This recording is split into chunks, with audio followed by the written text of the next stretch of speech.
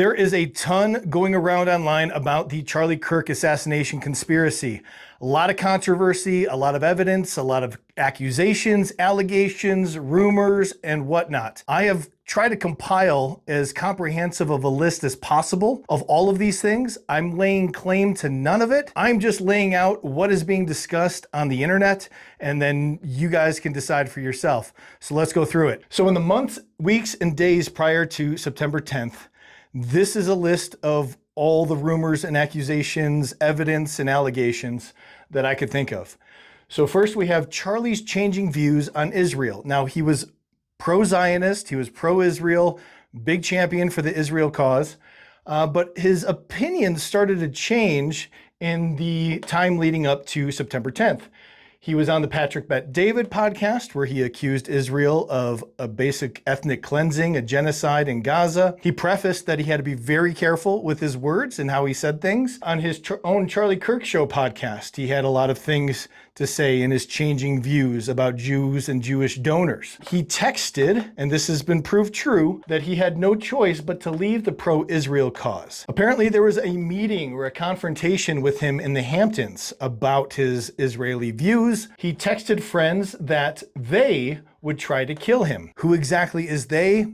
Don't know. He was supposedly offered a whole hell of a lot of money from Bibi Netanyahu, but apparently turned it down. Again, allegations, don't know for sure. He confronted Trump to not bomb Iran. The Utah TPUSA event was planned on shorter notice than usual. I think this came from Candace Owens. UVU apparently suggested that they hold the event inside. It is alleged that TPUSA pushed to have it outside. Again, rumor, don't know. Charlie was set to establish a Doge for TPUSA to check out any financial shenanigans. Charlie wanted to oust Tyler Boyer from TPUSA. There was funny business with the money at TPUSA. One guy uncovered that 1.2 million was sent to an empty parking lot, according to tax records. Candace revealed that there was a joint military training operation called Valhalla Strike. Valhalla will come in a little bit as well. Candace also says that there was Egyptian planes following Charlie's travel locations, but more of the planes and locations lined up with Erica's locations. A whistleblower contacted Candace, and it's a military guy. He saw the end of a high-level military meeting in Arizona on 9/9 at Fort Huachuca. He was interrogated by Officer Neff, who happens to be cousins with Blake Neff of TPUSA. Again, this is just allegation of what came up. A UVU student account posted, "Something big will happen tomorrow at UVU," the day before. Remember, Amazon listed books about Charlie's death the day before his killing. There was also a song released by Sky Valdez called Charlie Kirk Dead at 31 shortly before his death as well. So there were Google trends that apparently saw that folks in DC, days and months prior to the shooting,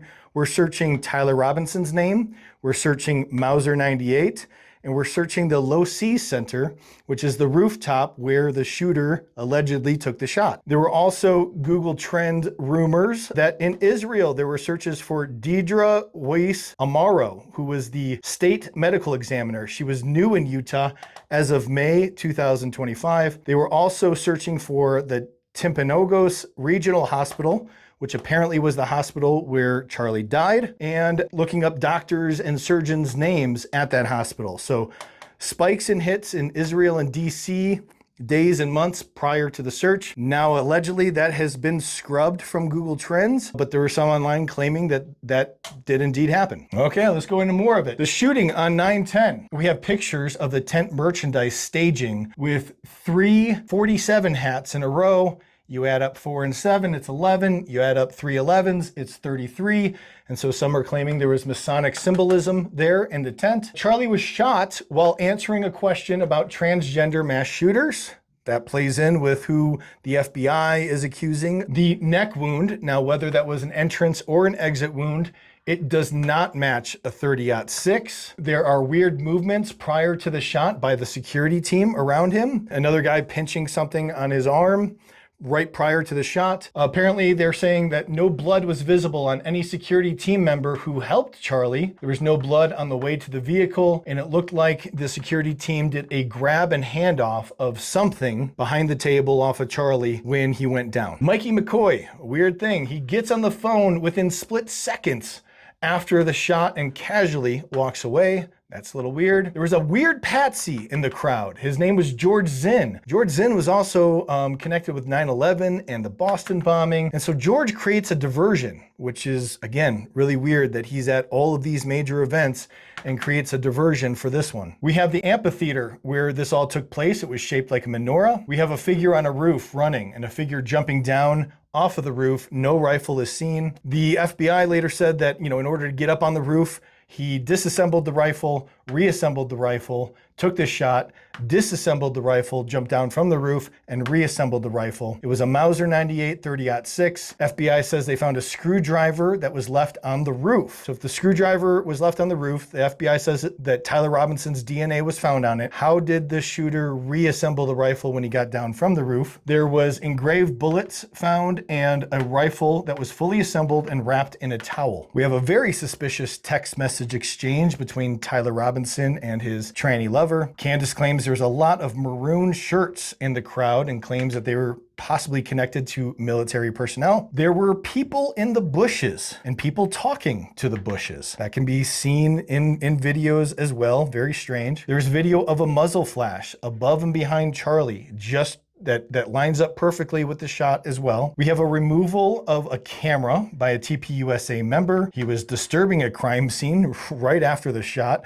Police hadn't even got on the scene yet. There's also online rumor and talk that this camera could have actually been a holographic technology and that the tent situation that they were in was the perfect diameter for a holograph setting. We have a trap door in the tent area right next to where Charlie was. It's also said that there was 12 Israeli linked cell phones at the university. There was video showing a chair go through the table. You can see that when all the chaos was ensuing, a chair flips up and goes through the table. Very weird. The FBI has video of the roof shot, but has never released that. Tyler Robinson was spotted at the Dairy Queen 15 minutes from campus about 6 hours after the shooting. He didn't seem concerned, worried at all. He was getting some ice cream at Dairy Queen at about 6:30 p.m. that night. There was lots of military connected people present and around Charlie. Drones and flying objects were spotted in the footage. There is an internet guy sound analysis that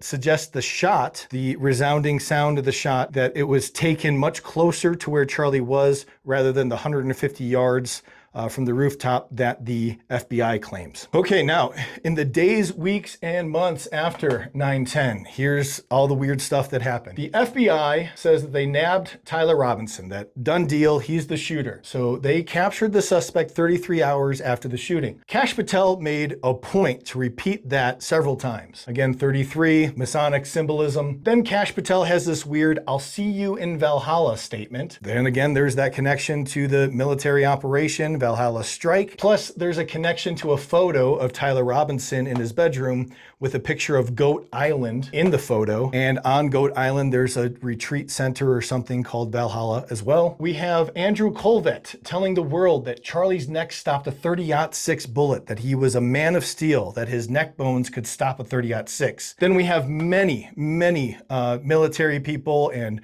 gun experts doing tests. You can see their videos online with the 30-06 blowing through cow femurs, blowing through pork shoulders, and the destruction that it causes. It's pretty evident that a 30-06 causes immense damage and probably was not the caliber used. We have this weird memorial service that happened, which was actually a huge political rally with pyrotechnics. We also had geofence tracking of all the attendees by a nonprofit called Show Faith by Works. Show Faith by Works is paid by Israel. It was paid by Israel $4.1 million to track evangelicals across USA churches. We also have the UVU. It quickly paves over over the entire crime scene shortly after this whole event took place. We have the Dairy Queen where Tyler was photographed at. It was closed and vacated. Bibi Netanyahu denies killing Charlie 3 times. And Candace says, "Thou dost protest too much" on that. There's no video that exists of the Tyler Robinson arrest. The police say they can't find it, they lost it. Kind of like the moon landing footage. The photos in Israel that showed up afterwards and was reposted by Trump on Truth Social. This photo shows Charlie with Trump and the words Shlomo Pearl, which apparently is a derogatory term in Hebrew or in Israel that means naive, gullible, and easily fooled. We have TPUSA making over $140 million after Charlie's death. Trump was pretty dismissive after Charlie's death. I think he only maybe mentioned it one time. And there's even a clip with him being asked by the press about Charlie's death. And Trump says he wasn't really bothered by it and then goes on to start talking about himself. Kind of weird. Apparently there's a French Foreign Legion connection, US military connection, Mossad connection. Again, all of that I think was brought up by Candace. And now we have all the rumors and allegations surrounding Erica Kirk. Again, not laying claim to any of this. I'm not saying any of this is true. I'm just saying this is what is being presented online. So Erica Kirk, she was appointed CEO about 1 week after the shooting. Apparently she was a reality show actress. She had a part in a country music video where she ziplines past the numbers 910. People claim that that's predictive programming. It's claimed that she started a Romanian orphanage at the age of 17, and this Romanian orphanage was kicked out of Romania and accused of child trafficking. It is alleged that her parents work for defense contractors like Raytheon that's connected with Israel arms deals. It's alleged that $350,000 was transferred to Erica's account before Charlie's death. She was Miss USA 2012 and had Trump connections before she met Charlie. It's claimed that she was independently wealthy and a very successful entrepreneur, but apparently she applied for a TPUSA job and that's where she met Charlie. People are saying she has fake tears. People also point out a weird Charlie Kirk podcast where Charlie asked her about how long they've been married, and she kind of freezes up and doesn't really remember the date. People are also claiming in the very weird circles that she has reptilian eyes, that she has vertical pupil glitches in some of the interviews. It's also claimed that she is an Israel honeypot, or Charlie's handler, and she had inappropriate talk and a hug with VP Vance. She compared VP Vance to her husband, and so that seemed a little weird as well. She had a weird, creepy hug with Trump. She is supposed to be the model of a traditional or trad wife, yet now she's the CEO of a 9-figure global organization. It's said that 2 years before Charlie's death, she took out a life insurance policy worth tens of millions of dollars on Charlie. She wears a Knights of Malta necklace and has some weird rings, and this claim that there's an Illuminati connection there. People claim that there's really creepy whisper repeats that she does in her talks. And you probably notice this, like, the amazing Mikey McCoy, amazing. But anyway, I mean, that's just how she talks. I don't know, but creepy whisper repeats. And of course, there's claims that there are no photos of her pregnant. So this is a collection of all the rumors and allegations. I lay claim to none of it. I'm just saying this is what's out there. This is collectively what is making this Charlie Kirk assassination conspiracy so controversial in the internet realm. Let me know what I missed. Add on to the comments below.